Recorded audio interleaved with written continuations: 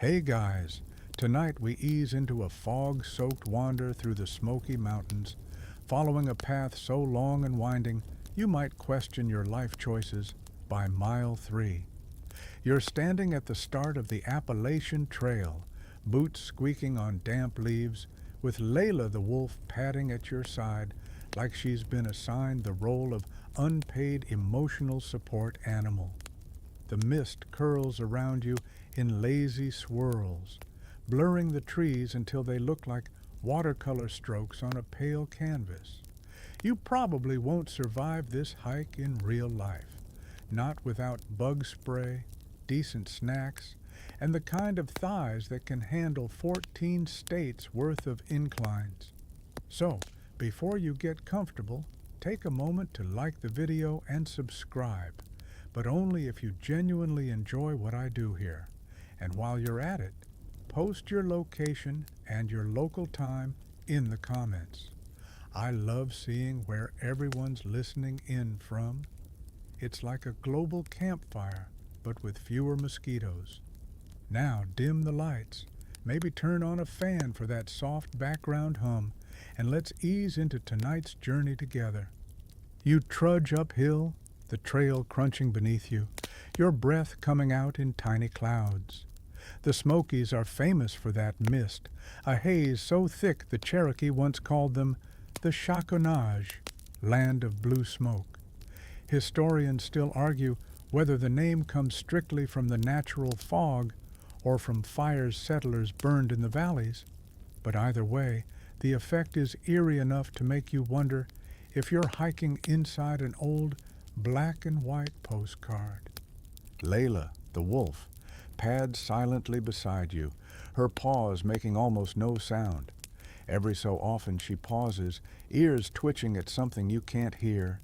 Probably a squirrel, or, a ghost.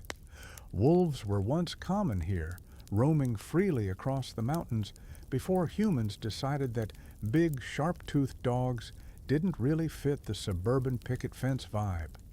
Today, the eastern wolf is gone from Appalachia, though some hikers claim, usually after a suspicious number of moonshine sips, that they've seen shadows slipping through the trees.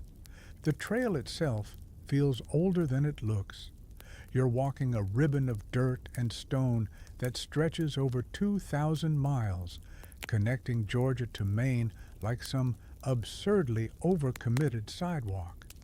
As you push forward, you catch the scent of wet earth and pine sap, the smell so strong it's practically chewing gum for your nose. Some early hikers wrote journals describing the trail as a green tunnel, and as the trees close in above you, you get why. It's like being swallowed by the forest, though not in the Hansel and Gretel way, more in the your phone's GPS just gave up way. You pause to rest, leaning on a moss-covered log, and notice how damp the wood feels. The moss here practically has a PhD in thriving. Botanists still debate whether certain mosses in the Smokies count as unique species or just clingy variations of more common ones. Either way, you're impressed. Leila, however, seems more interested in sniffing a beetle crawling across the bark. She gives it a glare that says, "I could eat you, but I won't, because you're beneath me." Classic wolf attitude. As the trail winds higher, the fog begins to thin, revealing ridges rolling out in the distance like waves frozen in mid-crash. You try to count how many layers of mountains you can see, but give up after the 7th. It's like trying to count sheep that keep cloning themselves. Somewhere below, hidden by the mist, are streams where trout dart in cold water, the same streams Cherokee people once fished before settlers arrived with their metal hooks and loud arguments about land ownership. The forest remembers these things, even if most hikers don't. You hear a woodpecker tapping away in the distance, the sound echoing like someone hammering nails into the sky. Fun fact, during the 1800s, Settlers sometimes followed woodpeckers to find trees riddled with insects, then chopped those trees down for firewood. Efficient, if a little rude. Historians still argue whether this practice actually made sense or was just an excuse to justify cutting down whatever tree was closest to the cabin. Either way, the woodpeckers were probably unimpressed. Leila stops, her ears flicking again, and you feel the air shift, colder now, with a breeze that sneaks under your jacket. You imagine old hikers trudging this same path decades ago, long before synthetic fleece was invented, probably wearing wool that smelled permanently of wet sheep. And here you are, grumbling about how your socks are damp. Perspective is everything. You press on, the fog settling behind you like a curtain closing on the first act. Your boots find their rhythm, one crunch after another, the kind of repetitive sound that makes your brain melt into something resembling oatmeal. Leila trots ahead, tail swishing like a metronome, guiding you deeper into the mountains. Somewhere between steps, you realize the trail isn't just dirt and rocks. It's layered with centuries of footsteps, hunters, soldiers, settlers, wanderers, all leaving invisible imprints. The Smokies have a way of folding time into themselves, so every crunch you make feels like it overlaps with someone else's from long ago. And as the mist curls tighter around the trees, you can't shake the sense that you've joined a very long, very patient line of history, one that never really ends. You shuffle into a small clearing where the fog finally decides to take a smoke break, thinning just enough to reveal a circle of rocks, blackened by 100 forgotten fires. It's the perfect spot to set down your pack and pretend you know what you're doing with camping gear. Leila flops onto the ground with all the grace of a teenager, collapsing after gym class, her tail thudding softly against the earth. You kneel to build a fire, fumbling with twigs and damp leaves, like some kind of contestant on Survivor Appalachian Edition. Except you don't win $1 million, you just get warm toes.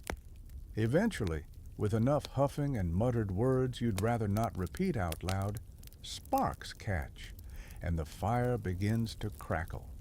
The smell of smoke rises into the night air, tangling with the sweet sharpness of pine needles. You pull out something vaguely food-like from your pack. Let's be honest, it's probably instant noodles or a marshmallow that's somehow fused with its plastic bag. Leila stares at it like she's debating whether it's edible.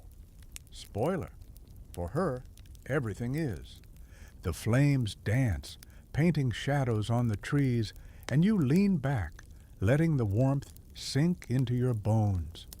People have been doing this exact thing for thousands of years, sitting around fire, telling stories, trying not to burn their eyebrows off. In fact, Appalachian settlers often relied on the campfire as their main social hub, spinning yarns to make the dark feel less intimidating.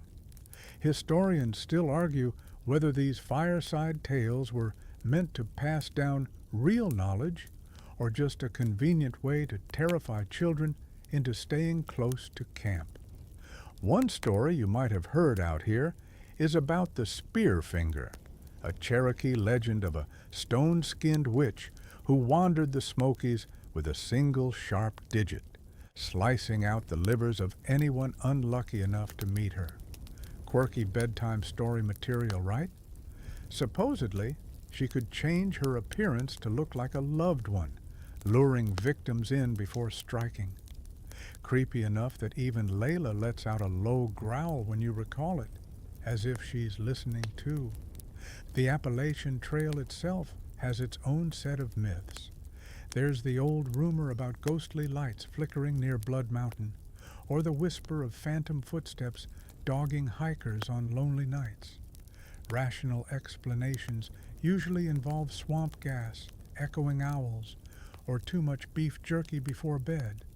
But still, when you're sitting here with the fire flickering low and the forest pressing close, you can't help but imagine shadows moving just out of sight. Leila shifts, ears pricked, eyes glowing faintly orange from the firelight. You remind yourself that wolves have better night vision than you, so if she's staring at something, it's probably real. Then again, she could just be fixated on a raccoon stealing your trail mix. Either way, you decide not to investigate. It feels safer to stay by the warmth, roasting your mystery snack and pretending you're a seasoned outdoors person instead of someone who Googled how to light a campfire last week. The stars finally begin to peek through the thinning mist, spreading across the sky like someone spilled glitter on black velvet. You tilt your head back, counting them until your eyes start to blur. Centuries ago, these same constellations guided settlers and traders across the wilderness. Some folks even planned their hunting seasons based on the stars. There's an ongoing scholarly debate about how precisely Appalachian pioneers relied on astronomy versus sheer luck. But either way, lying here under the twinkling sprawl makes you feel small, in the nice, humbling way, not the I forgot my bug spray way. A log shifts in the fire, sending up sparks that whirl into the night like tiny meteors. You toss on another branch, the wood snapping as flames lick it greedily. The smell takes you back to long-ago frontier camps where fire meant survival. Fun fact, settlers often carried glowing embers in metal boxes between campsites instead of trying to start a brand new fire each night.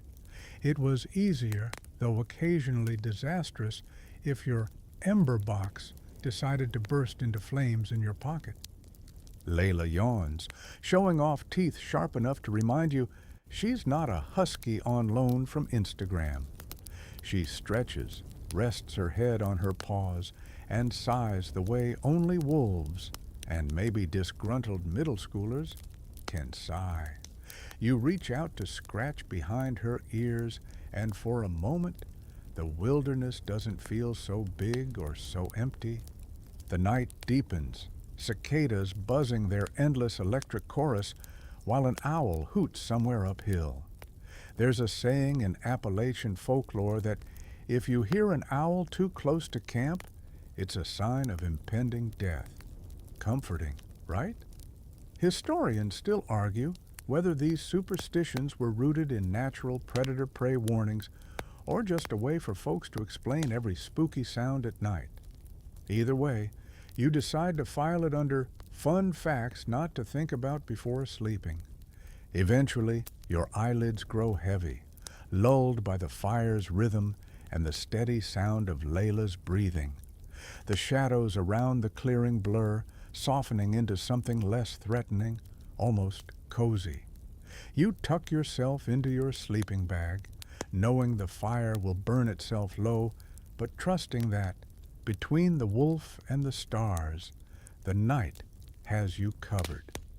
By the time morning sunlight wriggles through the treetops, you're already half awake, your back stiff from sleeping on what was definitely a tree root disguised as soft earth. You peel yourself from the sleeping bag like leftover pizza from foil, and Leila, refreshed and smug, stretches with that perfect canine arch, tail wagging lazily. The fire is just a pile of gray whispers now, still warm if you stir the ashes with a stick. You sling your pack over one shoulder, brush leaves from your hair, and follow the trail onward, the forest brightening in stages like someone slowly turning up a dimmer switch.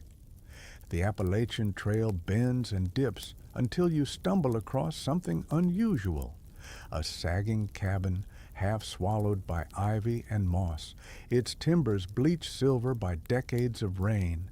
Its roof has caved in, leaving beams like broken ribs pointing at the sky. Leila trots ahead, nose twitching, tail high, as if she's sniffing ghosts. You approach cautiously because if horror movies have taught you anything, it's that old houses in the woods don't always mean fresh muffins inside. This relic is one of many scattered across the mountains, traces of colonial settlers who came here in the 18th and 19th centuries, hacking out homes with nothing but axes, grit, and wildly unrealistic expectations about farming rocky soil. Historians still argue whether these families were stubborn pioneers, bravely carving out lives, or just people who refused to admit they made a wrong turn. Either way, the cabins linger, creaking in the breeze, testaments to ambition and aching backs. You push open what's left of the door, a plank hanging from one hinge like it's given up on being helpful, and step inside. Dust motes float through the shafts of light, glittering as if the place has its own atmosphere. The floor groans under your boots, each creak like a complaint from the past. You spot an old iron stove slumped in the corner, rusted but still faintly recognizable, and beside it, the stone remains of a chimney. Settlers relied on such stoves to keep warm, cooking cornbread and beans while snow piled against the walls outside. Imagine a whole family crammed into this tiny room, smoke thick in the air, children squabbling over the warmest spot near the fire. Leila sniffs at a pile of rotted cloth in the corner, and for a heartbeat you wonder if she's uncovered some frontier ghost's favorite blanket. But no, it's just a raccoon nest. Still, the wolf's low growl suggests she's not thrilled with squatters. You ease her back, reminding her that even raccoons have union rights in these woods. Settlers left more behind than just cabins. You've probably seen those low, moss-covered stone walls zigzagging through Appalachian forests, often in places where no farms exist anymore. They once marked boundaries or held back livestock, long after their builders moved on. There's an ongoing scholarly debate about whether these walls should be preserved as cultural heritage or simply allowed to crumble into the landscape. Meanwhile, hikers like you just trip over them and pretend you meant to do that. Outside, you circle the cabin and notice the faint outline of an old well, now half collapsed and brimming with weeds. Early homesteads needed reliable water, though more than a few families ended up fighting with their neighbors over streams. Frontier life. Come for the fresh air. Stay for the passive-aggressive water disputes. Leila trots back to your side, ears swiveling as if listening to voices only she can hear. You wonder if she senses the layers of memory woven into this place, the laughter, the arguments, the endless chores. Wolves once prowled close to cabins like this, both feared and respected. Some folklore even paints wolves as omens. See one near your homestead, and fortune or misfortune could follow. Which one? Historians still argue, of course. You stand there, gazing at the ruins, realizing the forest is slowly reclaiming what was taken.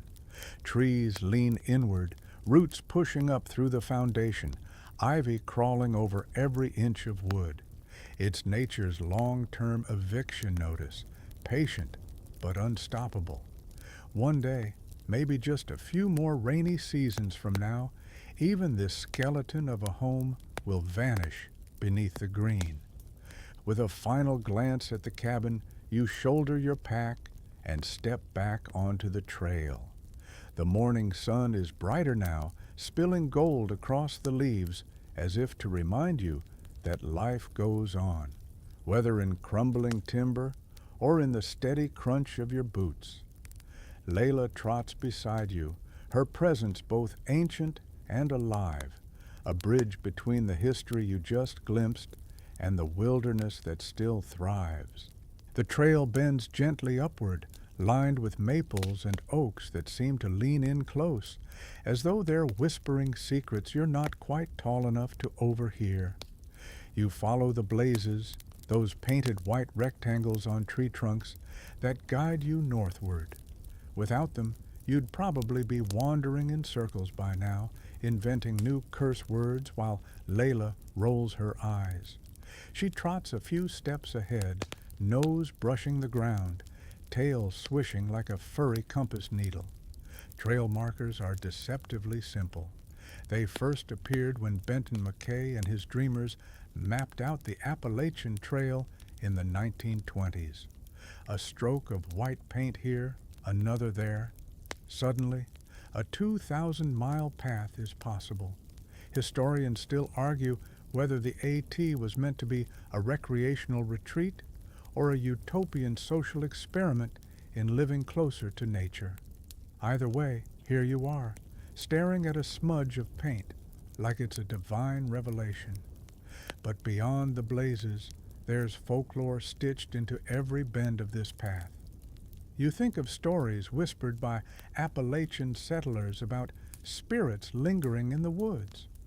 One tale insists that if you wander too far from the trail at dusk, you might stumble into the lantern men, phantoms holding lights that lure travelers deeper into the forest, never to return. Quirky? Absolutely. But when the fog creeps low and your phone has no signal, the thought doesn't feel so far-fetched. Leila stops suddenly, ears flick toward a hollow tree. She stares for a long moment before moving on, and you get the sense she's seen more than you'd like to know. Wolves have always had this reputation, straddling the line between the natural and the mystical. Settlers used to believe a wolf howling outside your cabin foretold death, or sometimes, oddly enough, good fortune. Historians still argue whether this dual symbolism came from real encounters or just humans projecting their mixed feelings about predators. You keep climbing, the trail narrowing until it's barely wider than your boots. Moss carpets the rocks, slick and green, daring you to slip. Somewhere above, a raven croaks, its wings flapping heavy against the air. In Appalachian folklore, ravens are tricksters, messengers between worlds. You chuckle softly. If that bird is delivering messages, you'd prefer one about hot coffee waiting up ahead. The woods grow quieter the deeper you walk, except for the soft crunch of leaves underfoot. It's a silence that's never really silent. Crickets whisper in the grass, distant water trickles over stone, and the occasional snap of a twig reminds you that you're not the only thing alive out here. Maybe it's a deer.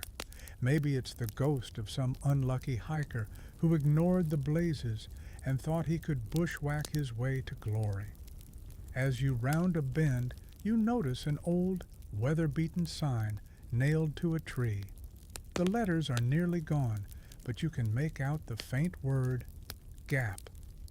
Mountain passes like these were once critical for settlers and traders, guiding them safely through rugged ridges. Before GPS and topographic maps, people relied on these natural corridors and, of course, local folklore to find their way. Some travelers swore that certain rocks glowed faintly at night, marking safe passage. Historians still argue whether these tales were based on phosphorescent minerals or just overly optimistic imaginations. Leila slows her pace, glancing back at you as if to say, "Keep up, slowpoke." Her breath fogs in the cool air, blending with the mist curling off the forest floor. You wonder if wolves once guided humans this way, not literally, but symbolically, teaching them to read the land, to listen to wind and birds instead of waiting for an app to load. You pause by a cluster of mushrooms growing at the base of a fallen log. They glow faintly pale in the dim light, reminding you of the folk belief that fairy rings, circles of mushrooms, were portals to another realm. Step inside, the legend goes, and you might not come back for 100 years, which, given how slow this hike feels at times, isn't entirely unbelievable. The sun begins to slide lower, tilting the light until it slants gold across the trunks. The blazes catch that glow, shining brighter than paint has any right to. You follow them faithfully, because even in a forest this dense, those small white marks are the thin thread tying you to safety. Without them, you'd be just another story told around a campfire. Remember the hiker who vanished near the hollow tree? You tighten the straps of your pack, straighten your shoulders, and step forward. Leila waits at the next blaze, her amber eyes glowing in the dusk like she's been here before, like she knows exactly where the trail will take you. The trail carries you up toward a narrow ridge where the trees thin and the wind sharpens. Your boots scrape over rocks that jut out like teeth, and the forest seems to fall away on either side, dropping into valleys drowned in green. Leila keeps close now, her paws padding carefully, every step precise, as though she knows this ground carries heavier memories than most stretches of dirt. Here, once, soldiers pitched camp during the Civil War. The Appalachian ridges weren't battlefields in the grand sense of Gettysburg or Antietam, but they were strategic hiding places, supply routes, and ambush points. You imagine lines of weary men huddled in their wool coats, rifles across their knees, the smoke of campfires mixing with the same mist that curls here today. Historians still argue whether these mountain skirmishes truly affected the broader war or were simply desperate, isolated clashes that scarred the locals more than the armies. Leila pauses near a shallow trench etched into the earth, just deep enough to hold water now. To you, it looks like a random dip in the ground, but it might be the ghost of a soldier's dugout. Rain has softened its edges, but the outline clings stubbornly, like the mountain is reluctant to let go of its past. The wolf sniffs, sneezes, then steps away with a huff, unimpressed by relics humans left behind. As you press forward, your eyes catch something glinting in the soil, a small round shape, the dull gray of old lead. You nudge it free with your boot. A musket ball, tiny, heavy, unassuming, yet once it was meant to end lives. Settlers, soldiers, even children might have stumbled upon such things throughout the Appalachians. Some kids pocketed them like marbles, proof that history was literally underfoot. And somewhere, an archaeologist still debates whether finding these stray relics counts as meaningful evidence or just mountain kids being bored. The ridge itself offers a view that almost makes your sore calves worth it. Layers of mountains stretch into the horizon, folding into one another like giant green quilts. Sunlight slants across them, turning valleys into shadowy pools. From here, you can see why soldiers climbed ridges for advantage. Up high, the world feels both conquerable and impossibly vast. You rest on a boulder, pulling a canteen from your pack. The water tastes faintly of metal, a reminder that sometimes ultralight gear is just a fancy way of saying tinny aftertaste. Leila sits beside you, gaze sweeping the ridge like she's scouting for ghosts. Her ears flick at every sound, a squirrel dashing through leaves, the distant caw of a crow, the low groan of wind pushing against the tree line. There are stories of Civil War soldiers haunting these ridges, appearing in gray or blue uniforms, muttering about orders long forgotten. Some hikers swear they've heard faint drum beats on quiet nights, though skeptics say it's just the wind echoing through hollows. Historians still argue whether these ghost tales arose from genuine sightings or were just locals coping with the war's long shadow. Either way, When Leila growls softly at nothing, you feel a twinge of unease. You pick up the musket ball again, rolling it in your palm. It's heavier than it looks, the way history often is. You think of the men who once carried pouches full of these, fingers fumbling to reload under fire, hearts pounding against their ribs. Many never made it home. Some may still rest beneath the soil, unnamed and forgotten, while hikers march above them in neon rain jackets and trail runners.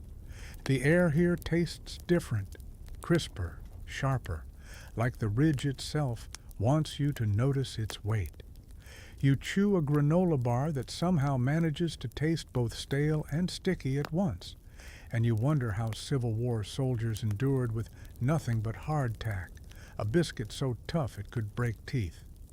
There's even a quirky story that soldiers sometimes carved checkerboards into the biscuits, playing games before eventually gnawing on their game pieces. Entertainment and dinner all in one. When you finally rise to keep walking, the sun dips lower, shadows stretching like dark fingers over the ridge. You imagine soldiers bedding down here, rifles propped against logs, eyes fixed on the same horizon. You hear the crunch of your boots and realize it overlaps with theirs in some invisible way, time stacking footsteps on footsteps. Leila leads you onward, her fur brushing your hand as if reminding you that though the past lingers, the present still demands your stride. The ridge dips into a softer slope, and soon the forest folds back around you, green walls closing in with a gentler rhythm than the harsh rocks above. The trail evens out just enough that your knees stop filing formal complaints, and you hear something faint, almost like music. Not real music, of course, unless you count the occasional whippoorwill calling, but your mind fills the silence with imagined banjos and fiddles, the kind that shaped this region for centuries. You picture settlers gathered in cabins, fiddles squealing, voices carrying rough but strong through the night. Appalachian folk songs were stitched together from many sources.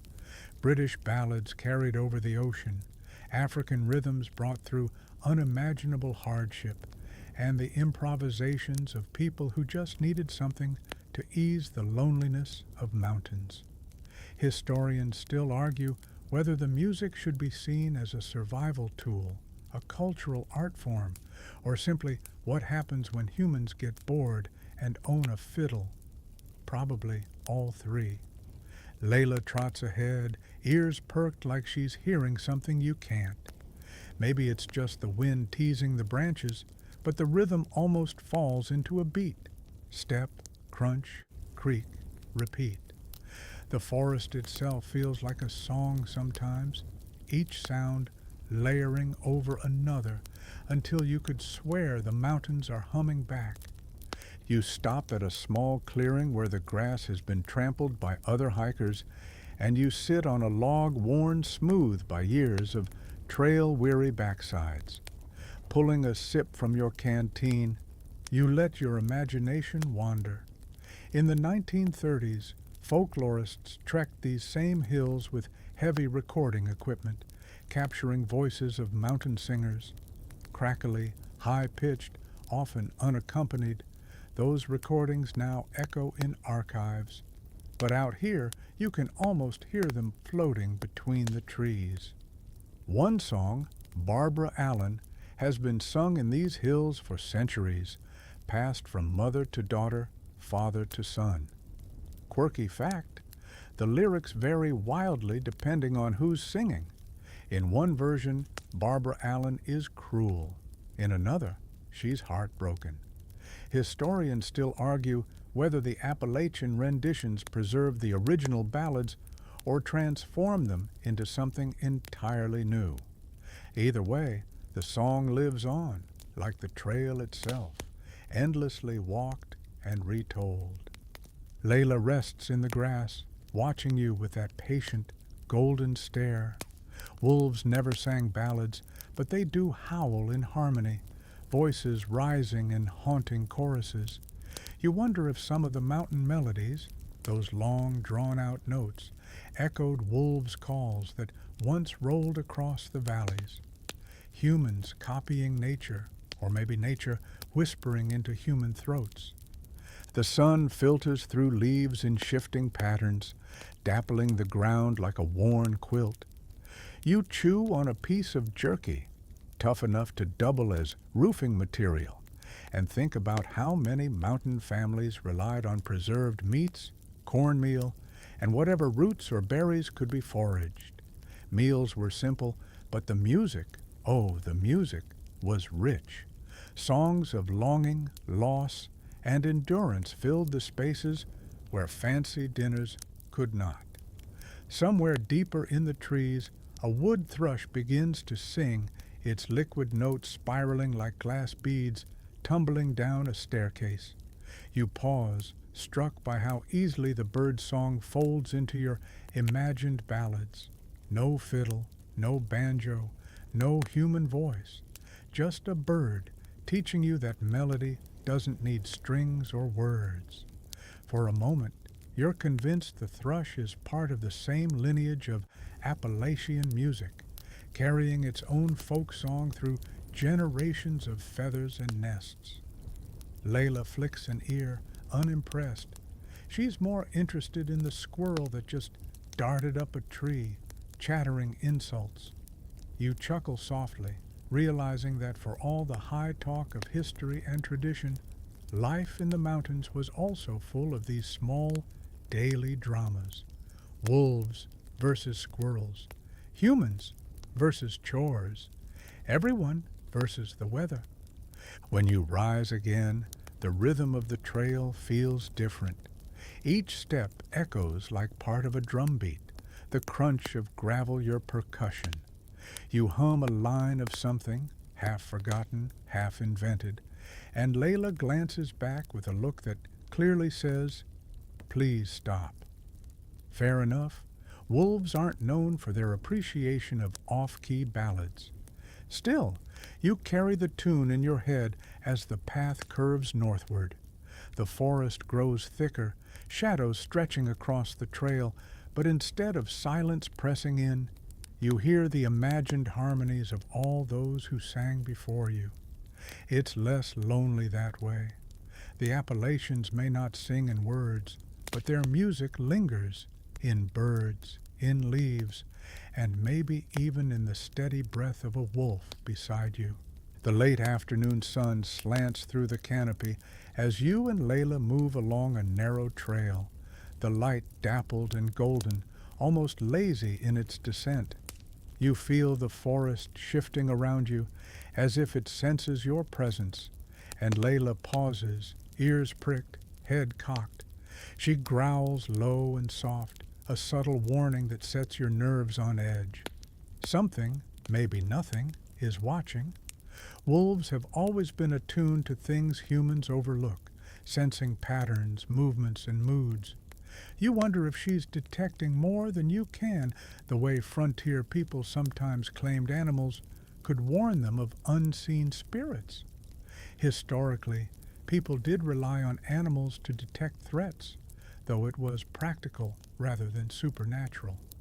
Dogs and horses alerted settlers to predators or strangers, and wolves often served as an invisible presence that shaped human settlement patterns. Some fringe folklore, however, tells stories of wolves acting as guardians of sacred spaces, silently protecting the forest from intruders. Historians still argue whether such tales were symbolic, meant to teach caution, or based on actual observed behavior. Either way, Leila's gaze makes you respect the space you're entering. The trail narrows further as you approach a rocky outcrop, roots curling around stones like fingers holding secrets. You take a careful step, watching the sun flicker on the bark, shadows stretching across the moss. The forest seems alive in ways beyond sound, the air thick with the scent of damp earth and pine resin.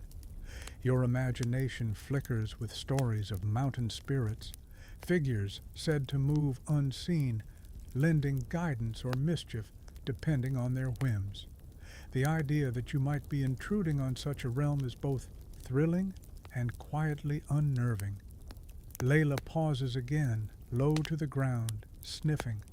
You catch the smell of something different, a trace of musk, perhaps left by other canines, wild or domestic.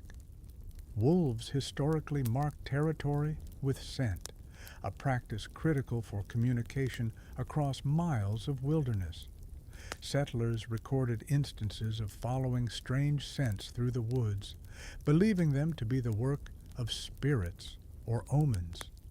Historians still argue whether some of these stories were simply misinterpretations of animal behavior or carefully crafted warnings passed down through oral tradition. Either way, the narrative adds tension to your hike. As the ridge curves, you stumble across a hollow tree with a wide base, roots twisting outward like a gnarled hand. Inside, darkness pools thick and tangible.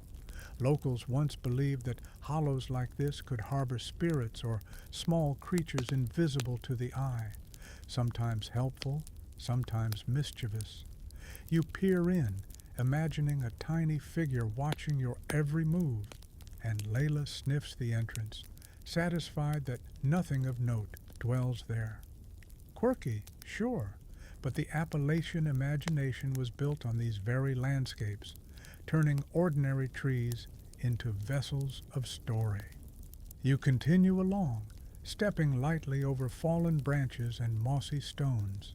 Somewhere, a distant creek burbles through a narrow valley, its sound muffled by distance but persistent, like a gentle metronome keeping time for the forest. Frontiersmen and settlers often relied on streams not only for water, but for navigation. Maps were sparse, compasses essential, but the soft murmur of flowing water offered a natural guide. Historians still argue whether oral knowledge of waterways was more reliable than early cartographic attempts, given the changing courses of rivers and creeks. Either way, the sound reassures you. Water means life. Life means progress, and progress means you're still moving forward. You pause atop a small rise, the forest opening to reveal a distant slope carpeted in green. Sunlight filters through the branches in long golden shafts, illuminating patches of fern and moss. It's here that you feel the mountain breathe, the quiet rhythm of wind, leaves, and life pressing against your senses. Leila settles beside you, ears twitching, body relaxed but alert, a reminder that even calm can carry tension. You reach into your pack for a snack, chewing slowly while taking in the panorama, the blend of sensory detail and history pressing in around you. And as you watch the shadows stretch, the ridge seems to hold stories untold. Soldiers passing unseen, settlers trudging up the slopes, wolves padding silently beside them. The tension in Leila's posture eases just slightly, the forest welcoming, if only temporarily. You take a deep breath, the cool pine-scented air filling your lungs, and remember that every step forward threads you into a tapestry older than you can fully grasp. The wolf beside you is not just an animal, but a bridge between past and present, instinct and imagination, fear and wonder. The path twists downward now, easing into a gentle slope where the air smells faintly sweet, carrying hints of decaying leaves and something a little more pungent. Maybe a hidden patch of wild garlic or the faint remnants of old fermenting moonshine. Your boots sink slightly into damp soil, and Leila's paws leave crisp prints beside yours. You can almost feel the history of the mountain pressing underfoot. Generations of animals, settlers, and misadventurous hikers have all left traces in this living landscape. Speaking of moonshine, Appalachia has long been famous for it. During Prohibition, and even before, secluded hollows became the perfect hideouts for illicit stills. Legends abound of bootleggers sneaking barrels down mountain trails under cover of darkness, wolves occasionally howling nearby as if warning travelers to steer clear. Some of these stories are likely exaggerated, though a few old-timers swear by them. Historians still argue whether these tales are accurate accounts of rebellion against the law or folklore embellished to thrill curious visitors. Either way, you can't help but imagine stumbling across one of those hidden stills tucked behind ferns or rocks. Leila stops mid-step, tail flicking, sniffing the air with an intensity that makes you pause. Maybe it's a raccoon again, or maybe it's the whisper of some long-vanished moonshiner, the scent of fermenting corn lingering decades after barrels rotted. You give her a nudge, and she proceeds reluctantly, moving with that quiet authority only a wolf possesses. You trail behind, sensing that while the woods may be peaceful on the surface, they still carry shadows of human mischief and mountain secrets. The trail narrows along a ridge dotted with gnarled chestnut trees. Once, American chestnut trees were so abundant that they dominated the Appalachian forests, a source of timber and nuts. Then, in the early 20th century, chestnut blight swept through the region, turning these giants into skeletons and forever changing the forest's character. Quirky tidbit: some locals refused to believe the blight was real, insisting that the trees were sleeping and would wake up eventually. Historians still argue whether the resilience of the remaining trees offers hope for restoration or simply stands as a poignant reminder of human impact. You keep moving, careful to avoid the slick moss on rocks and roots that cross the trail like natural hurdles.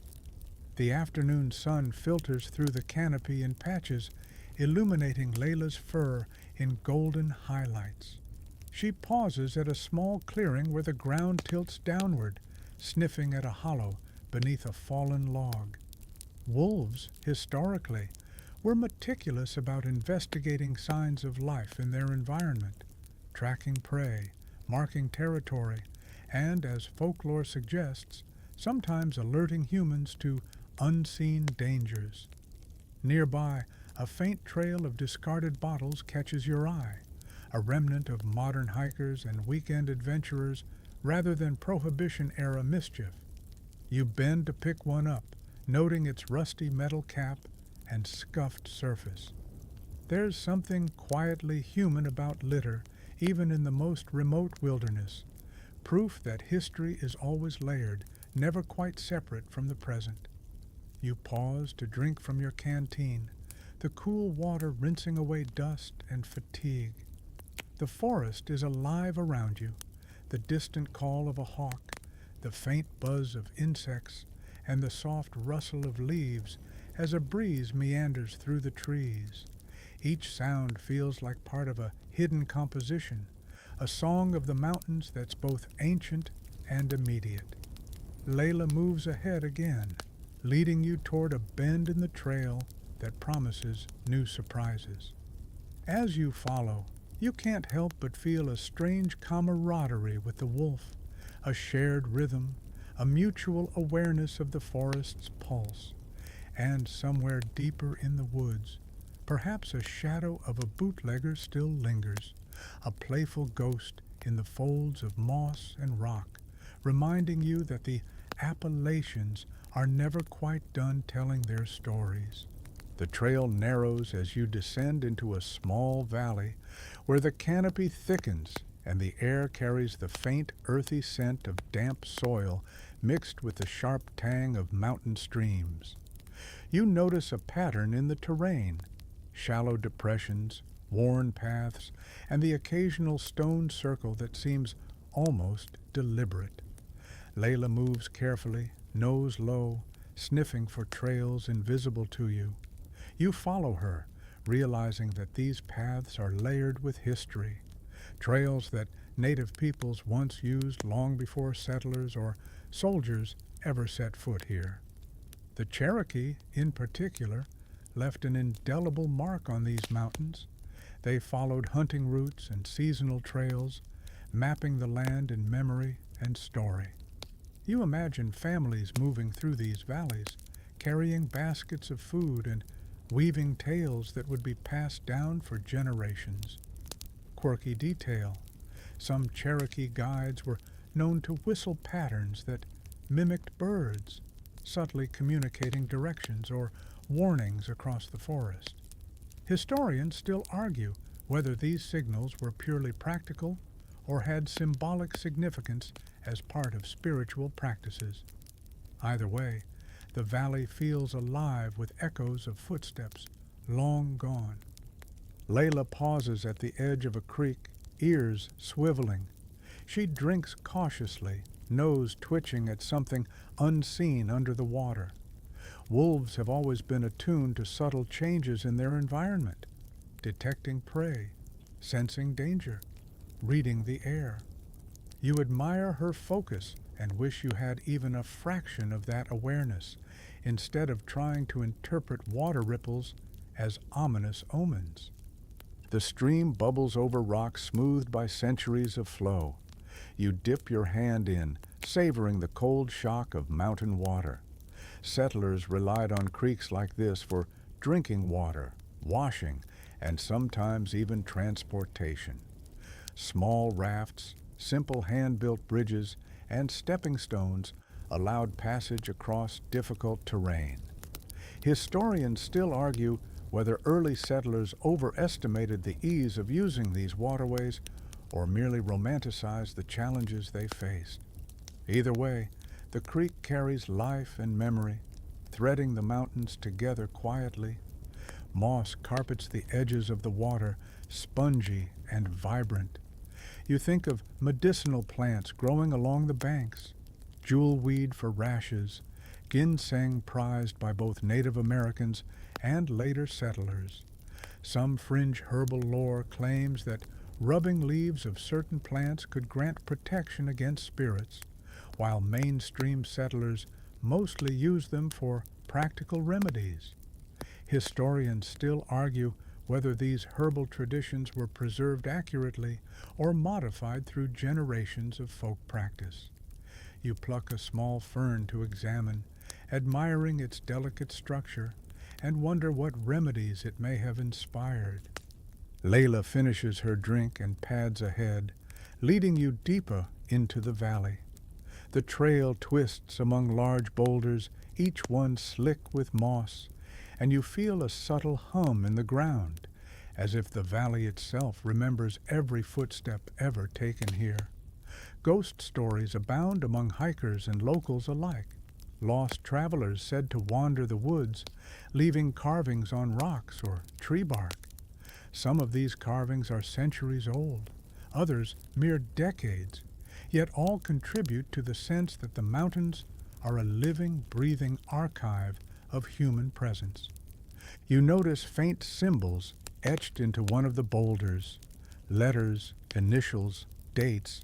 Someone long ago wanted to leave a mark, a small claim of existence in this vast wilderness. You trace them with a finger, wondering about the story behind each one. Historians still argue whether these inscriptions were casual graffiti or intentional markers for paths, resources, or sacred sites. The ambiguity makes them even more compelling, like tiny windows into lives you'll never fully know. Leila stops by a particularly large stone, ears alert, body tense. She growls softly, a warning and an invitation both. You peer around and see a faint trail of footprints, too small for deer, too erratic for human, leading into dense underbrush. You hesitate, heart picking up the pace, the forest suddenly feeling older, deeper, as if aware of your intrusion. Wolves, you remind yourself, read this land the way humans read books. Perhaps she senses history in the air, whispers of lives long past, that linger in soil and stone. You take a cautious step forward, boots brushing over roots and fallen leaves. Somewhere in the valley, a bird trills a note so high it shivers through your chest. The sound reminds you of stories the Cherokee told, their voices entwined with nature, guiding and comforting. You feel a strange kinship with the past, as if each step carries a whisper from someone who walked here centuries ago. Leila moves ahead again, confident, almost playful, urging you to follow. You tighten the straps of your pack, straighten your posture, and step forward, letting the valley's quiet stories mingle with your own heartbeat. This land holds memory, and you are just another set of footprints in its layered history. The trail begins to climb again, winding upward through a dense thicket of hemlocks and rhododendrons. Your boots crunch on twigs and dry leaves, the sound amplified in the hushed forest. Leila trots just ahead, tail held high, sniffing the underbrush as if reading a map written in scents invisible to you. The air grows cooler, carrying the faint metallic tang of iron-rich soil, and you notice how the sun filters through the canopy in scattered beams, spotlighting patches of moss like natural stage lighting. You pause on a slight rise, catching sight of a small waterfall spilling into a rocky pool. The water glistens, white against dark stones, and you feel an immediate, inexplicable pull toward it.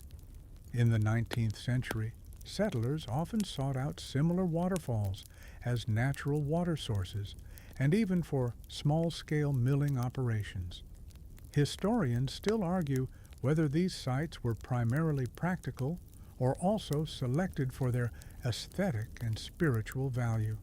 Either way, they were focal points of life in the mountains, blending necessity and beauty in a way you can feel even now. Leila wades into the shallow pool, paws disturbing the surface, sending ripples across the water. She drinks carefully, the sound of lapping echoing softly in the quiet valley. Wolves were historically known to use streams and pools not only for drinking, but also to clean their coats and hunt aquatic prey. Some fringe accounts even suggest wolves had favorite spots, returning year after year, a practice reminiscent of human rituals tied to sacred natural features. You watch her, imagining that she has already marked this spot in ways you'll never see. You dip your hand into the cool water, savoring the shock of it against your warm skin. Settlers often noted that fresh mountain water could invigorate tired bodies, though they also warned about spring-fed pools that might hide trembles, a term for water contaminated by natural parasites.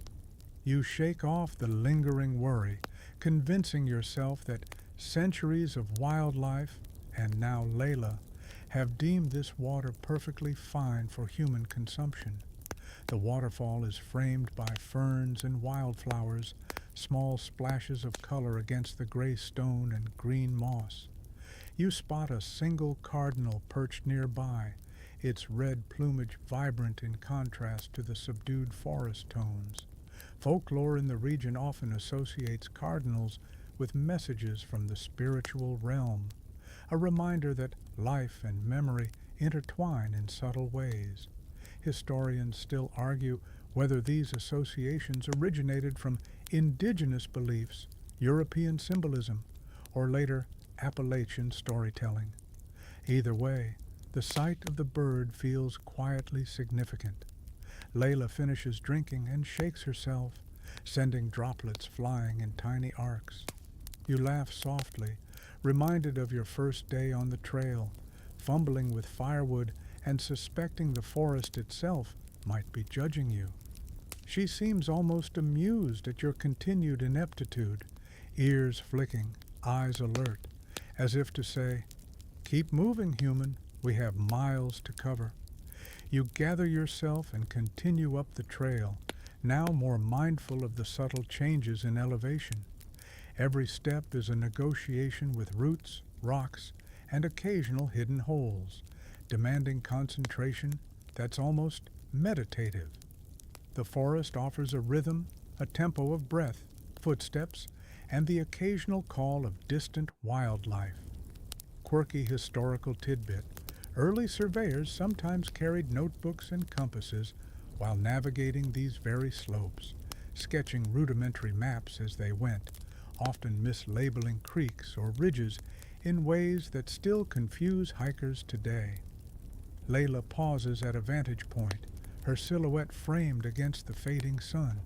She looks back, inviting you to follow, and for a moment you feel the strange camaraderie of this shared journey. One human, one wolf, both tracing trails shaped by centuries of history, survival, and story. The mountain whispers around you, leaves brushing against one another like soft voices, reminding you that every step, every breath, carries echoes of the past along with it. With the waterfall fading behind you, the trail ahead promises both challenge and reward. You tighten your pack straps, adjust your footing, and step forward, letting the rhythm of the forest guide you deeper into the Appalachian embrace. The trail rises more steeply now, winding around rock outcroppings and thick groves of oak, maple, and hemlock. Each step is a negotiation with gravity and loose stones, and you feel your calves tighten with every upward stride.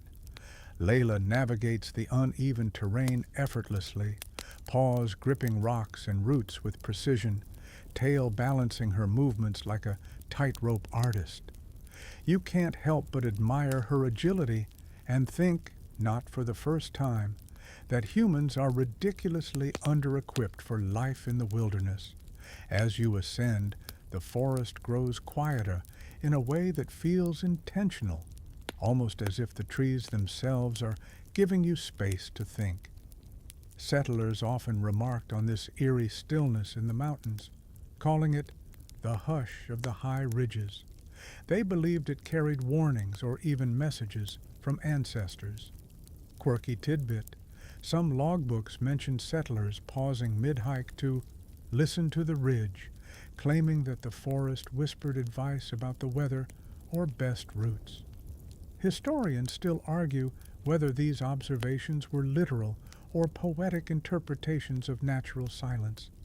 Either way, it's an uncanny feeling, heightened by Leila's alert posture. You come across a fallen tree, broad and moss-covered, lying diagonally across the trail. It's wide enough to double as a natural bench, so you settle for a brief rest. The sun slants through the branches, highlighting tiny motes of dust floating in golden light. Settlers often rested in similar spots, using fallen timber to catch a break from arduous climbs, or to eat their simple meals of cornbread and cured meat. You pull out your own snack, slightly stale granola, and munch quietly, savoring the connection across centuries of hikers taking the same pause. Leila curls beside you, ears twitching at distant sounds. A squirrel's nervous chatter, the faint rustle of a hawk moving through branches, and the soft, almost imperceptible sigh of wind. Wolves are expert listeners, and you realize that in her stillness she is decoding layers of sound and meaning that escape your human ears. Frontier settlers often claimed their dogs and wolves could detect everything from approaching weather to hidden predators. Historians still debate how much of this was observation and how much folklore, but it certainly made survival easier when combined with human ingenuity. The trail curves again, and you notice a faint carving in the bark of a hemlock tree, initials and a date from decades ago, a ghostly signature of someone who passed this way long before you. People have long carved their marks into trees along the Appalachian Trail, leaving behind fleeting signs of existence. Some believe these were simply playful declarations. Others argue they functioned as navigational aids or coded warnings. Either way, they form an invisible tapestry of human presence woven into the forest's own narrative. Leila rises suddenly, ears forward, and darts ahead, weaving between roots and rocks. You follow, careful not to stumble, until the trail opens onto a small plateau overlooking the valley below. Mist clings to the distant ridges, creating layers of blue-gray that seem almost unreal. Settlers once depended on views like this for orientation, scouting the terrain for game, water, or neighboring homesteads. The mountains themselves became guides, their contours etched into memory and map. Historians still argue how precise these mental maps could be without modern tools, though the evidence of survival says they were surprisingly effective. You sit on a boulder at the plateau's edge, watching the mist drift across the ridges. Leila pads to a nearby tree, sniffing the ground, then glances back as if ensuring you're safe. There's an unspoken understanding. Both human and wolf are travelers here, navigating history, landscape, and instinct simultaneously. Fringe tales suggest that wolves could sense the spiritual weight of certain ridges, gravitating toward areas that carried meaning or warning. Mainstream history remains skeptical, but the moment feels charged anyway, blending intuition with reality. The sun lowers further, painting the valley in amber and violet. You take a deep breath, tasting the crisp air, and let the rhythm of your heartbeat sync with the forest's pulse. Every rustle of leaves, every distant bird call, every faint echo of footsteps long gone becomes part of a larger pattern you can't fully comprehend but feel in your bones. Leila lies down nearby, tail curled around her paws, content and alert. Together, you watch as the day bends slowly toward evening, the mountains holding memory, life, and mystery all at once. The trail narrows further as the sun dips low, casting long, lazy shadows across the forest floor. The light is softer now, almost imperceptibly golden, and the air carries a cool hint of evening mist. You trudge onward, boots pressing into damp soil, roots snagging your laces just enough to remind you that the mountains are always paying attention. Leila leads with unwavering confidence, tail swaying like a metronome, her amber eyes scanning every flicker of movement. Wolves have a way of moving through the forest that makes you feel simultaneously safe and conspicuous, like you're intruding on a dance that's been rehearsed for centuries. The ridge you're ascending becomes steeper, lined with birches and young hemlocks. You notice the thin, silvery bark of birch trees glowing in the waning light. Settlers once used birch bark for roofing, containers, and even makeshift writing surfaces. Fringe tales suggest that writing messages on birch bark was thought to carry protective magic, though mainstream historians remain skeptical. Still, you can't help but imagine a weary traveler centuries ago scratching a note to loved ones, hoping it might reach another human or perhaps a friendly wolf. Leila pauses at a faint indentation in the earth, sniffing carefully. Your eyes follow hers and catch a subtle trail of footprints, too small to be deer, too uneven to be human. Wolves and other canines historically marked trails to communicate territory or warn others of danger. Some Appalachian folklore suggests these markings guided lost travelers or even led them to hidden caches left by friendly hunters. Historians still argue whether these were practical survival tactics or just stories told to make the forest seem more magical. Either way, the presence of Leila gives you a renewed sense of security. You continue upward, stepping lightly over moss-covered stones and fallen branches. Somewhere, a distant waterfall hums softly, blending with the whispering wind to create a natural lullaby. Early settlers described such sounds as calming, though also slightly ominous, reminders that the wilderness was alive, listening, and judging your every move. Quirky fact: some settlers claim that if you listened carefully, the forest could teach you how to hunt, forage, and survive, though you probably wouldn't get an official degree in it.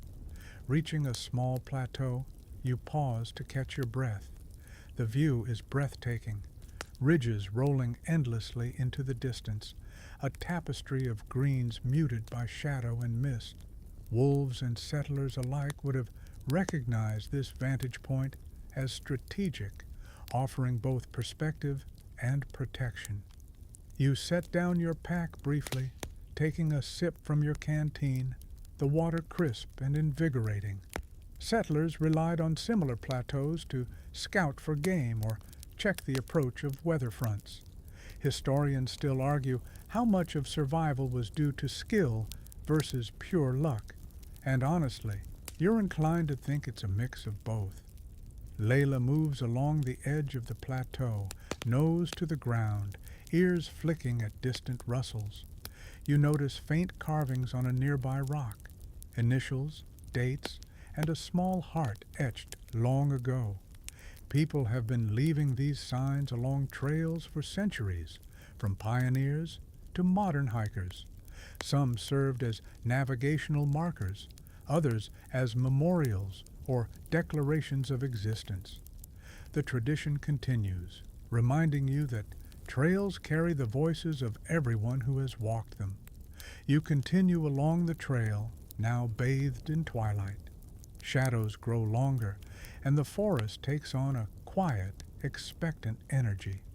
Every step echoes softly in the stillness, blending with the far-off sound of birds settling for the night. Leila pauses occasionally, tail swishing, watching, listening. You sense a rhythm in your movements and her guidance, a subtle harmony between human and wolf, present and past. The mountains hold memory in their folds, and with every careful step, you become part of their story, if only for a fleeting moment. The forest deepens as twilight bleeds fully into evening. Shadows stretch long and waver with the gentle sway of branches overhead, turning ordinary trees into towering abstract shapes. You trudge forward, boots sinking slightly into the moist forest floor, the earthy scent of decaying leaves and pine needles thick in the air. Leila moves ahead with the grace only a wolf can possess, padding silently over rocks and roots, ears twitching at the faintest disturbance. She seems perfectly at home here, and you're reminded, once again, that humans are always slightly out of place in wild spaces. The trail narrows as you enter a section lined with old stone walls, half hidden beneath moss and ferns. Settlers built these walls centuries ago to demarcate property and protect livestock from roaming animals.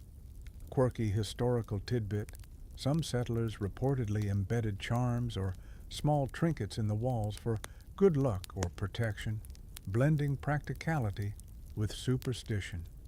Historians still argue whether these objects had genuine ritual significance or were simply talismans born of boredom and hope. Either way, you can almost sense the human intention lingering in the stones. Leila pauses at the edge of a small clearing, ears erect, body taut. Your eyes follow hers, and you spot faint depressions in the grass, old fire pits perhaps, long abandoned, but still holding subtle traces of heat in the soil. Campsites like this were common along Appalachian routes, used by settlers, hunters, and later hikers. Some fringe lore claims spirits linger at these fire pits, watching travelers who tread too close. You shake your head, telling yourself that the only spirit here is a brisk evening breeze. The fading light catches a cluster of wild flowers, their petals pale and almost ethereal against the darkening forest. You pause to appreciate them, noting how plants like these provided sustenance or medicinal remedies for early inhabitants. Jewelweed, for instance, was prized for its ability to soothe rashes and insect bites. Historians still argue whether settlers fully appreciated indigenous knowledge of local flora or simply stumbled upon it by trial and error. Either way, the mountains are a pharmacy if you know where to look, or a mystery if you don't. Leila moves again, leading you down a gentle slope toward a creek whose water gleams faintly in the dimming light. Streams like this served as lifelines for settlers, providing drinking water, fish, and even transportation routes for small rafts. Wolves also favored these waters, marking them as territory and drinking cautiously. Some Appalachian folklore even suggests that rivers and creeks were inhabited by guardian spirits, invisible to the eye, but protective of those who respected the land.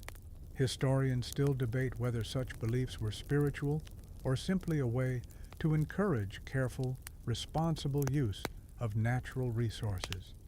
You kneel to take a sip from the creek, the cold water refreshing after the climb. Nearby, a salamander slinks over mossy rocks, a small flash of iridescence.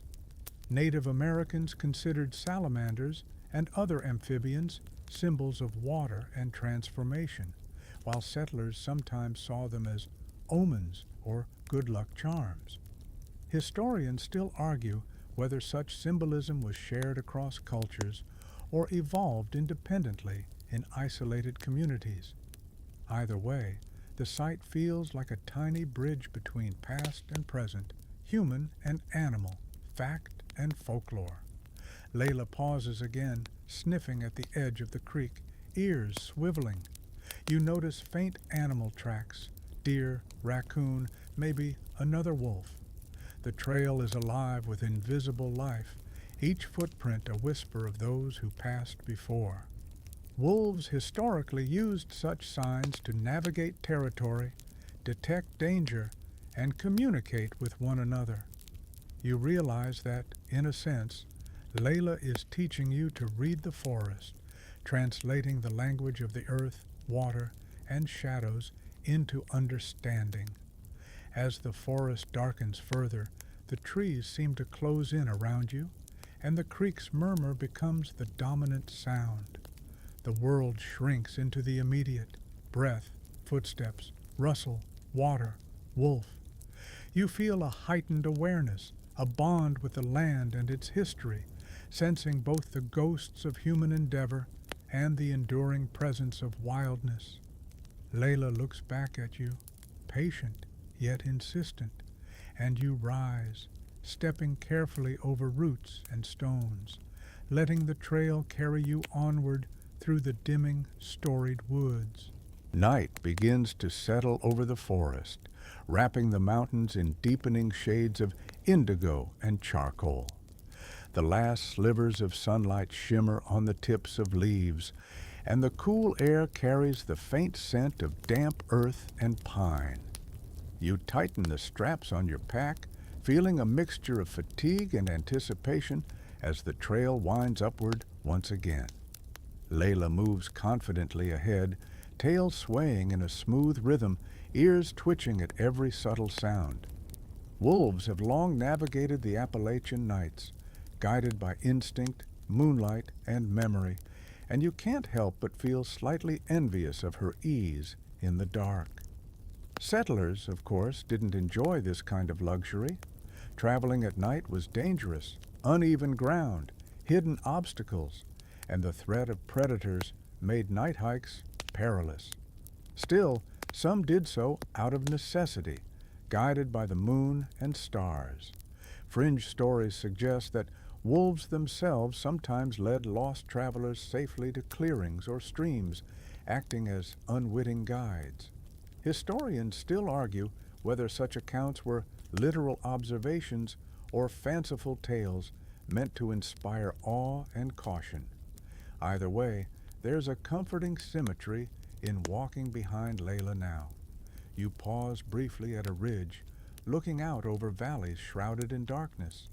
Mist rolls over distant slopes, transforming familiar outlines into ghostly shapes. Wolves and humans alike have long been captivated by the effect of mist on familiar terrain, sometimes interpreting it as a portent or a challenge. Quirky detail. Appalachian folklore tells of mist men, shadowy figures appearing briefly in fog, often associated with warnings or omens. You squint at the swirling gray, but see only trees and fading light, though your imagination hints at secrets hidden in the veil. Leila pads ahead to a large boulder, pausing and sniffing intently. You notice faint claw marks etched into the stone, old and weathered, probably made by a passing black bear, or perhaps a wolf marking its presence. Wolves historically used scratch marks and scent to communicate territory, while folklore exaggerates these signs into omens of fortune or misfortune. Historians still debate whether certain markings were practical or symbolic, and now you find yourself caught between both interpretations. The trail becomes rocky, requiring careful navigation. Roots twist over stones like natural obstacles designed to test the human stride, and moss glistens faintly in the dim light, slick beneath your boots. Settlers often encountered these challenges daily, carrying supplies while balancing precariously on uneven ground. Quirky fact: some hikers and settlers reportedly placed small talismans on tricky roots or stones, believing they would ensure safe passage. Historians still argue whether these were serious superstitions or playful gestures born of superstition and humor.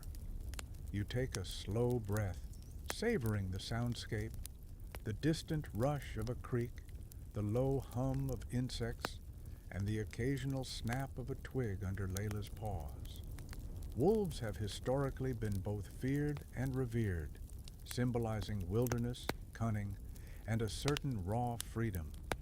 You can feel that aura now, a mixture of respect and thrill, as you navigate the trail in tandem with her.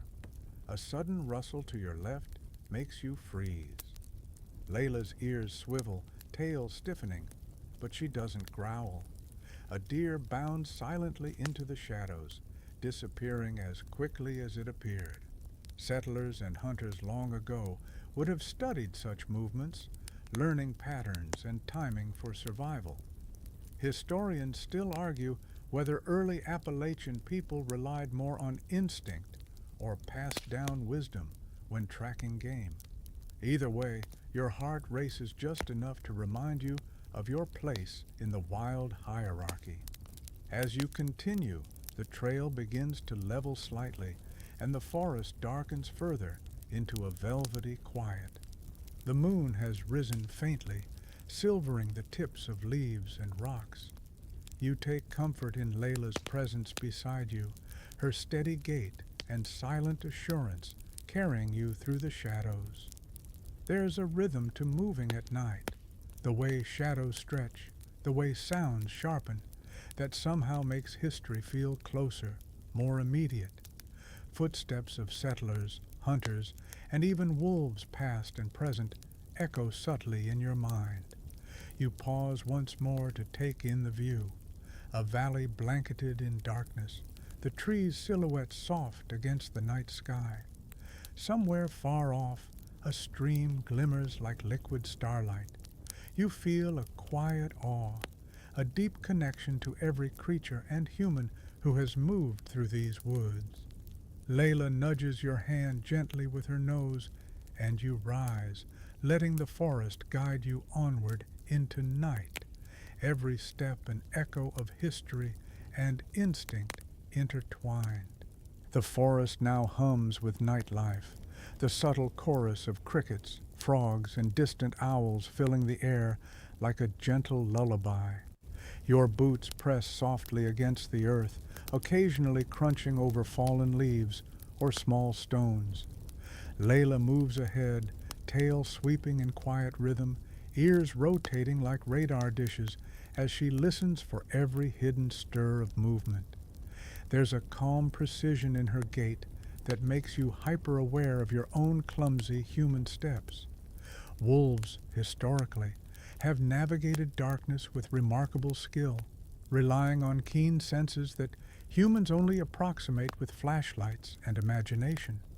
Settlers, by contrast, often avoided traveling at night, fearing both predators and the unknown.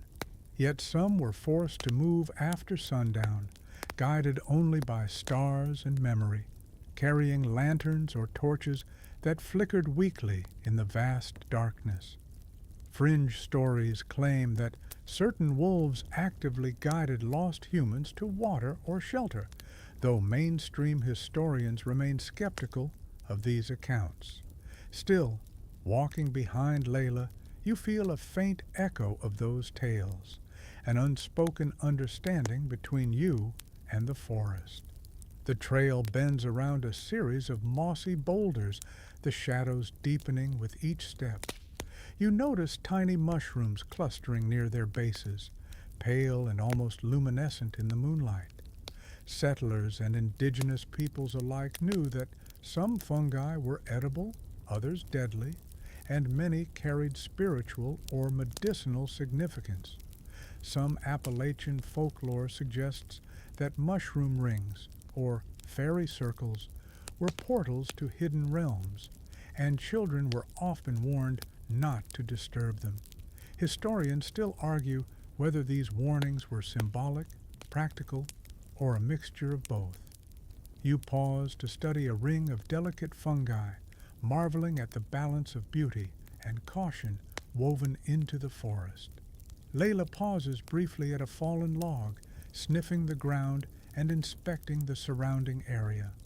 Wolves historically used scent marking not only for territorial purposes, but also as a form of communication with other pack members. You watch her, imagining her following invisible trails, reading stories written in scent, invisible to you but entirely clear to her. Some local legends suggest that wolves could detect lost travelers by their unique scent patterns, though historians remain skeptical. Either way, she seems fully aware of her domain, guiding you with silent authority. The path slopes upward again, roots and rocks challenging your footing. You feel every muscle engage, calves burning, arms adjusting as you balance your pack. The forest around you deepens, leaves whispering in the slight wind. Settlers often relied on these inclines for vantage points, scouting for wildlife, water, or signs of neighboring settlements. Fringe tales suggest that certain high ridges were considered sacred, places where spirits of the mountains dwelled, watching over the living. Historians still debate whether these beliefs were widespread or localized superstitions, but the air here feels charged, as if the past itself is paying attention.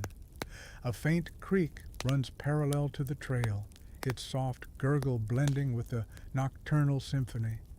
You lean down to touch the water, cold, clear, invigorating, and imagine the settlers and hunters who once depended on these streams for survival. The consistency of water and forest across centuries is humbling. The mountains hold continuity while the world beyond changes. Quirky fact: some early Appalachian settlers claimed that listening to a stream at night could impart clarity or even prophetic insight, though it was probably just the calm effect of water on a weary mind. Leila pauses on a flat stone, backlit by moonlight, ears forward. You sense her focus, her connection to the forest. Wolves have always been both feared and revered, their presence a reminder that humans are intruders in a world older and more instinctive than any trail map.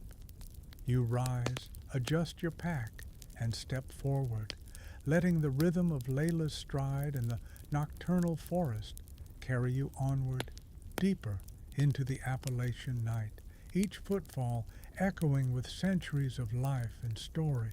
The forest grows denser as you continue, the moonlight filtering through thick branches in silvery shards that illuminate patches of moss and fallen leaves. The air feels cooler now, tinged with dampness, and you notice a faint smell of decaying wood mingled with the freshness of pine. Your boots press carefully into the uneven ground, toes occasionally slipping on slick roots. Leila moves ahead confidently, paws silent and deliberate, ears flicking at the faintest rustle. Watching her, you feel simultaneously reassured and aware of your own vulnerability. Humans are noisy, clumsy intruders in this meticulously tuned ecosystem. Appalachian settlers often reported similar sensations. The forest seemed alive, aware of their presence, even judging their movements. Quirky historical detail. Some settlers carried small charms or whispered protective phrases when entering dense woods at night, convinced that spirits, or perhaps just mischievous animals, were watching. Historians still argue whether these practices were deeply spiritual or merely superstition woven into routine caution. Either way, you feel the echoes of those old customs with each careful step. You follow the trail around a bend, revealing a small clearing where moonlight glows silver across a carpet of ferns. Leila pauses to sniff a patch of earth near a hollow tree, her tail sweeping behind her. Wolves historically marked areas for feeding or resting, leaving scent and visual cues for pack members. Fringe lore suggests that wolves could guide humans to safe resting spots if treated respectfully. You chuckle at the thought, imagining yourself being guided by Leila centuries before the Appalachian Trail was even charted. The creak you've been hearing grows louder as the trail slopes downward slightly. The water trickles over rocks, its sound soothing yet insistent. Settlers often relied on these streams for drinking, cooking, and fishing, and some even considered them natural navigation markers. Historians still argue how accurate oral traditions were in guiding travelers through the mountains, though the survival of those who followed them speaks volumes. You crouch briefly, cupping water in your hands, the chill invigorating after the climb. Above the creek, a large boulder catches your attention. Its surface is pocked with small scratches and carvings, initials, dates, and even faint symbols etched into stone. People have been leaving marks along Appalachian trails for centuries, from settlers to modern hikers. Some marks were simple declarations of passage. Others carried personal or spiritual significance. Historians still debate whether certain symbols served practical purposes, such as trail markers, or were purely ceremonial. The ambiguity adds an air of mystery as you trace the carvings with your fingers. Leila moves on, her movements fluid and deliberate. You follow, mindful of roots, rocks, and the soft loam beneath your feet. The forest is alive with tiny sounds, insects buzzing, leaves rustling, a distant owl calling. Wolves, settlers, and even travelers centuries ago would have noted these auditory cues, learning patterns that helped them survive. Quirky tidbit: some Appalachian folklore claims that hearing certain combinations of nocturnal sounds could predict the weather or reveal the presence of unseen creatures. Historians still argue whether these interpretations were symbolic, observational, or a mix of both. The trail begins to ascend again, the incline gentle but persistent. You notice the trees thinning slightly, the canopy opening to reveal more moonlight, and the forest floor dotted with glowing lichens and small mushrooms. Some of these fungi were used by settlers for medicinal purposes, others simply admired for their subtle luminescence. You take a deep breath, absorbing the sensory richness, the cool air, the faint earthy scent, the muted silver glow of the forest. Leila pauses at a large root, sniffing, ears alert, tail gently sweeping. You realize that, in this moment, the wolf and the mountains themselves are your guides, teaching lessons in observation, patience, and humility. With Leila leading the way, you continue upward, each step a blend of caution and wonder. The forest around you is alive in ways you can feel but only partially understand, a tapestry of history, instinct, and subtle beauty that has endured for centuries. The night deepens, but the rhythm of your journey, steps, breath, and the quiet guidance of the wolf keeps you grounded in the present while threading you into the long story of these mountains. The incline steepens as you ascend a narrow ridge, roots curling over rocks like twisted fingers, testing each careful step. The moon hangs low, silvering the edges of leaves and casting elongated shadows that sway gently in the breeze. You feel your muscles tighten, calves burning with effort, but the rhythm of Leila's stride ahead steadies you. Wolves are built for this terrain, moving effortlessly where humans stumble.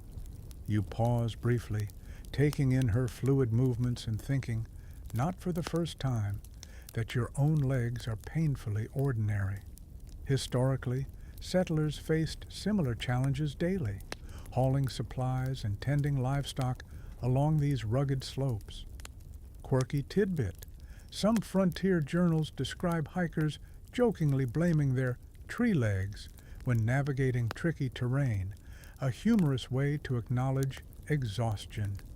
Historians still argue whether the humor was a coping mechanism or a subtle reflection of the sheer difficulty of mountain life. Either way, you smile at the shared struggle across centuries. The forest thickens momentarily, the branches interlacing overhead to form a semi-dark tunnel. You move carefully, boots crunching over leaves and twigs, the air rich with the scent of moss and damp earth. Settlers and Native Americans alike would have recognized these tunnel-like passages as natural corridors for game, travel, and sometimes stealthy exploration. Fringe tales claim that these forest tunnels were watched over by spirits, guardians of paths that humans dared not disrespect. Historians still debate whether such beliefs were widespread or localized, though the tales persist. Leila pauses at the edge of a rock outcrop, sniffing, tail held high. You follow her gaze and notice faint signs of previous visitors, small footprints, a few scattered pine cones deliberately placed, and an indentation in the moss that could be a resting spot. Wolves historically used markers and scents to communicate, while human visitors left subtle signs of their passage. Some Appalachian folklore even suggests that wolves guided lost travelers, leading them to food or shelter. Historians remain skeptical, but your trust in Leila feels justified. The ridge opens onto a broader plateau, revealing a panorama of valleys blanketed in mist. The sight is hypnotic, layers of green and gray fading into the night horizon. Settlers would have used similar vantage points to survey land, spot wildlife, or locate neighboring homesteads. Quirky historical tidbit: some Appalachian explorers left small cairns at these points, claiming the stones held their courage for the next traveler. Historians still argue whether cairns were practical markers, memorials, or a mix of both. Leila pads ahead to a large boulder, sniffing its base. Wolves historically mark territory on prominent features like this, and you realize she is reading the landscape in a language you can only partially perceive. The quiet is profound, broken only by your breath and the faint murmur of distant water. You feel the weight of history pressing softly against your awareness, footsteps, stories, and instinct layered into every rock and root. The trail bends, descending slightly into a shallow hollow where the air grows cooler and denser. You notice faint glimmers of lichen and moss along the base of trees, delicate in the moonlight. Settlers often relied on such hollows for temporary shelter, stacking firewood and sleeping under natural canopies. Fringe stories suggest that wolves sometimes shared these spots with travelers they deemed harmless. Historians still debate whether these accounts are literal or symbolic interpretations of observed behavior, though the forest feels protective in this moment. You step carefully along the hollow, boots brushing over roots, inhaling the crisp, pine-scented air. Leila moves ahead confidently, nose low, ears alert. There's an unspoken understanding. You are both travelers in this vast landscape, bound by instinct, observation, and trust. The night deepens, the forest whispers in subtle sounds, and you realize the mountains are not simply a backdrop. They are a living, breathing participant in your journey. The forest begins to open again, and you notice a subtle change in the air.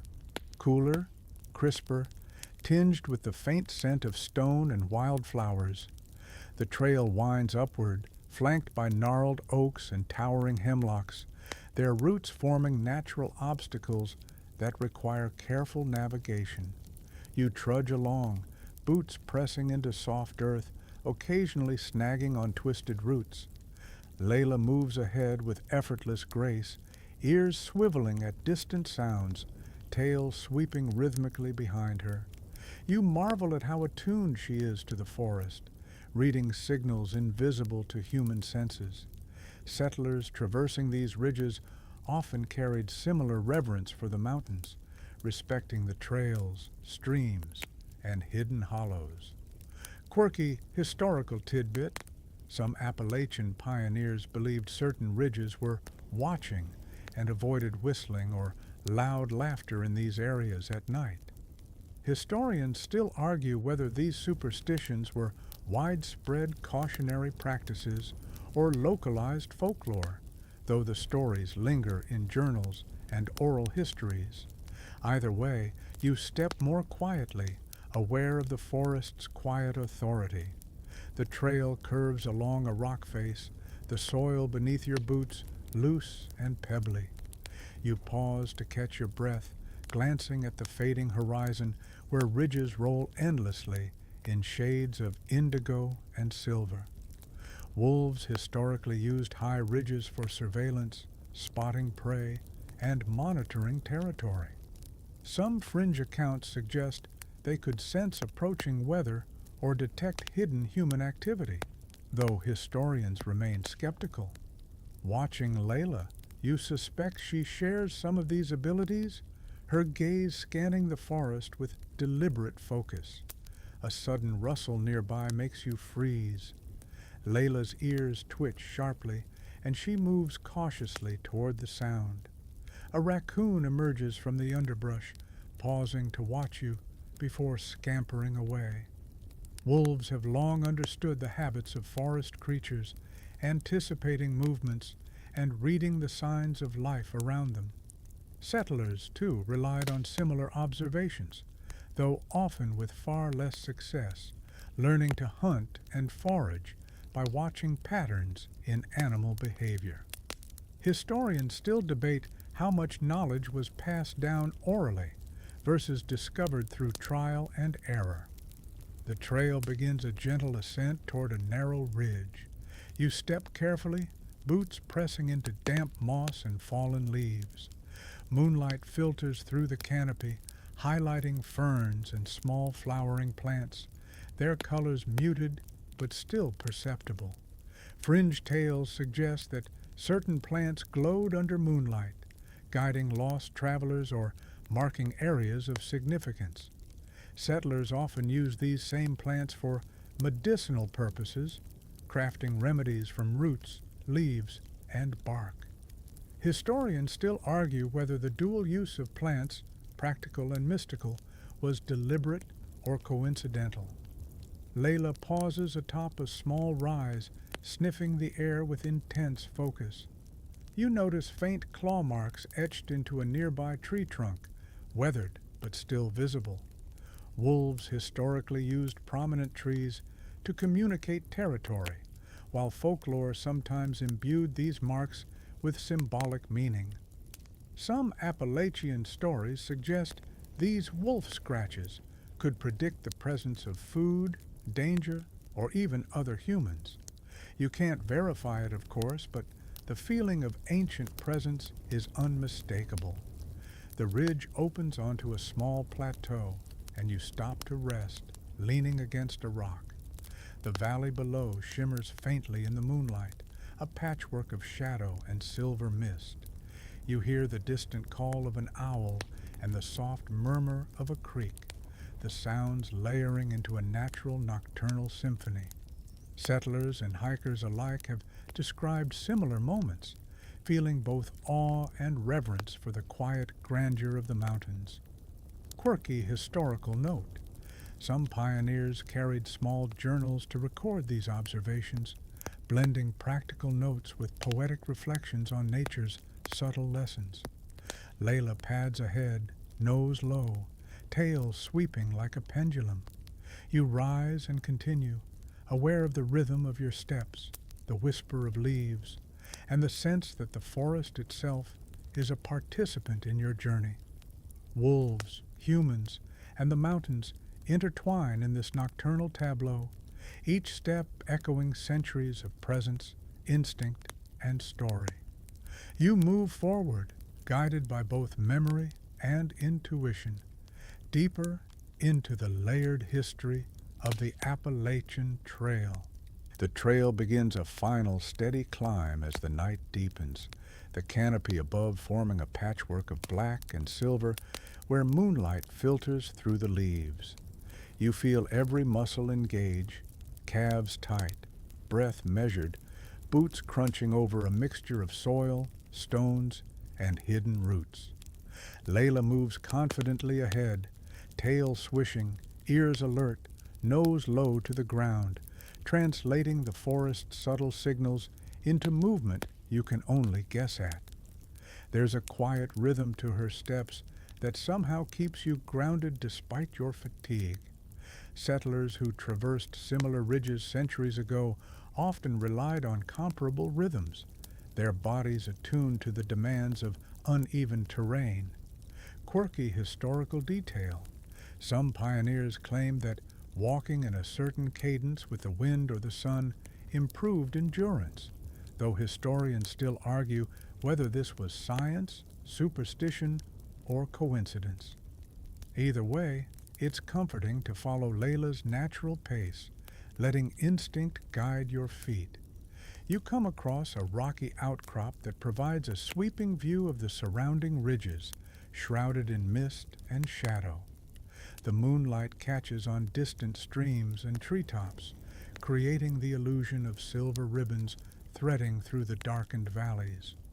Wolves historically used such high vantage points to survey territory, detect prey, and avoid danger. Some folklore suggests they could even sense approaching storms from miles away, a blend of observation and instinct. Historians still debate the accuracy of these claims, though your own senses feel sharper in the night air. Leila pauses at the edge, sniffing intently, ears swiveling. You notice faint, weathered carvings in the rock beneath her paws, initials, dates, perhaps a heart or two, traces of humans who passed this way long before you. People have always sought to leave marks, whether for navigation, memory, or sentiment. Fringe lore even claims that wolves would sometimes nudge or circle these markings, acknowledging human presence in a subtle, respectful way. Historians remain skeptical, but the interaction feels plausible in the quiet intimacy of the forest. The trail begins to descend gently, leading you into a small hollow where moonlight reflects off a shallow creek. You pause to cup water in your hands, tasting the icy clarity. Settlers relied on similar creeks for sustenance, while wolves historically marked territory nearby. Some local legends suggest that the water itself carries the memories of all who have touched it, a poetic, if unverifiable, thought. Historians still argue whether such traditions were metaphorical or based on perceived patterns in natural observation. You notice small clusters of nocturnal flowers glowing faintly in the moonlight, and a single cardinal perched quietly in the shadows, its red feathers muted but striking. Folklore associates cardinals with messages from the spiritual realm, while settlers and Native Americans recognize the bird for its persistence and adaptability. Historians still debate whether these beliefs were symbolic, practical, or a mix of both. Either way, the moment feels charged with subtle significance, a quiet bridge between past and present. Leila moves on ahead, tail sweeping in a rhythm that mirrors your heartbeat. You follow, careful with each step, sensing the forest's depth and history in every shadow, every sound, every shimmer of moonlight. Wolves, humans, and the Appalachian wilderness intersect here, each leaving traces of instinct, survival, and memory. You take a deep breath, letting the cool night air fill your lungs, the mountain's whispers brushing against your awareness, a soft reminder of continuity and the stories that endure. The final stretch of trail opens into a gentle plateau, bathed in soft moonlight that shimmers across low shrubs and ferns. Your legs are heavy from hours of climbing, yet there's a quiet exhilaration in reaching this vantage point. Leila moves ahead confidently, nose to the ground, ears alert, tail sweeping like a pendulum.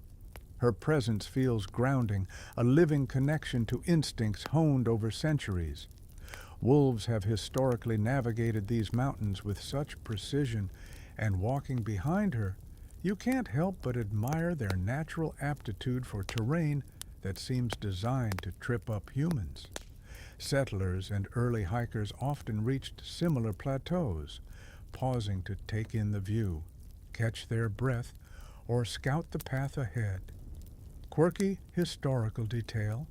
Some pioneers claimed they could hear echoes of the past in the mountain air, faint whispers of those who had walked the ridges before.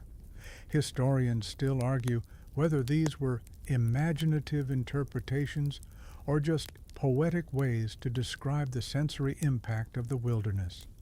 Either way, standing here, you feel the same ethereal connection to the land. Leila pauses near a cluster of moss-covered rocks, sniffing the air. Wolves historically used prominent natural features as markers for territory and communication, leaving subtle signs that only other wolves, or astute humans, could detect. Some fringe accounts suggest wolves also guided travelers to water, shelter, or safety, though historians remain skeptical. You glance at the moss, imagining centuries of paw prints, footprints, and the soft erosion of time shaping the very stones beneath you. The plateau stretches outward, offering a sweeping view of mist-filled valleys, ridges fading into darkness, and distant streams glinting in the moonlight. Settlers relied on such views for navigation, hunting, and survival, while wolves used the elevated vantage points to watch over their territories. You take a deep breath, tasting the crisp, cool air, feeling the centuries of presence embedded in the forest. The interplay of human history, wildlife instinct, and the enduring mountains creates a quiet, almost sacred atmosphere. Leila pads to a small hollow, sniffing and occasionally pausing, her movements deliberate and calm. You follow, careful not to disturb the delicate moss underfoot. The forest seems to breathe with you, the nocturnal chorus of crickets, frogs, and distant owls punctuating the silence. Fringe folklore suggests that certain spots along the trail held protective energy, a blessing for travelers who moved respectfully. Historians still debate the origins and meaning of these beliefs, but you can feel their subtle presence as you move carefully. The moon rises higher, silvering tree trunks and reflecting off small pools of water. You notice faint carvings in a boulder nearby, initials, dates, and symbols etched by countless hands over generations. People have long left their marks along the Appalachian Trail, leaving a patchwork of human memory embedded in the landscape. Some were simple notes of passage, others carried spiritual or personal significance. Historians still argue whether these markings were practical or symbolic, though their persistence suggests they mattered deeply to those who made them. Leila pauses at the trail's edge, tail sweeping slowly, nose raised, ears forward. You step beside her, feeling the cool night air and the soft whisper of wind through the trees. The mountains are quiet, yet alive with memory, instinct, and the passage of time. You feel a profound connection, human and wolf, past and present, movement and stillness all intertwined. Every footfall, every rustle of leaves, every shimmer of moonlight carries echoes of the centuries, the lives, and the stories embedded in this place. As you walk the final stretch of plateau, fatigue blends with exhilaration. You're aware of the rhythm of your breath, the steady guidance of Leila, and the vast, storied wilderness surrounding you. The Appalachian Trail stretches on in shadow and moonlight, holding countless secrets, whispers of those who came before, and lessons carried silently by the forest itself. You feel part of it now, a fleeting but genuine participant in a living, breathing history that stretches far beyond any single journey. The night deepens around you, soft and velvety, each sound softened, each movement slowed. You sit on a mossy boulder, feeling your pulse slow, the forest breathing with you. Leila curls beside you, tail tucked around her paws, ears flicking occasionally at distant noises, calm and patient. The moon hangs low in the sky, silvering the tips of ferns and the edges of leaves, painting shadows that drift gently across the earth. You feel the weight of hours of walking melt into this quiet, the ache in your legs softening into a sense of completion and calm. The air is cool, filled with the earthy scent of pine and damp soil, and the distant gurgle of a stream hums like a lullaby. Every leaf, every stone, every subtle rustle of wildlife is amplified in this stillness, and you notice a strange comfort in how small you feel beneath the vast, timeless canopy. Centuries of travelers, settlers, pioneers, wolves, and hikers have passed through these woods, leaving traces in soil, rock, and memory. Their presence is woven into the mountains themselves, a quiet reassurance that you are part of something enduring. Leila lifts her head briefly, gazing into the darkened forest, before resting again. You feel her calm certainty transferred to you, a gentle reminder that even in the vast unknown, guidance and companionship exist. The distant echo of a creek and the soft hoot of an owl are the only sounds that linger, rhythmic and comforting. Every breath becomes slower, each exhale releasing tension, each inhale drawing in the quiet strength of the mountains. You allow your thoughts to drift, soft and unhurried, noticing the subtle shifts of moonlight, the gentle sway of trees, the quiet heartbeat of the forest. The mountains have carried you through night and story, instinct and history. You are present yet weightless, tethered to the earth yet floating in the shared memory of countless journeys. The ache, the fatigue, the exertion, all dissolve into this profound sense of calm. Now, dim the lights, maybe turn on a fan for that soft background hum, and let the mountain's memory, Leila's quiet presence, and the gentle rhythm of night carry you softly toward sleep.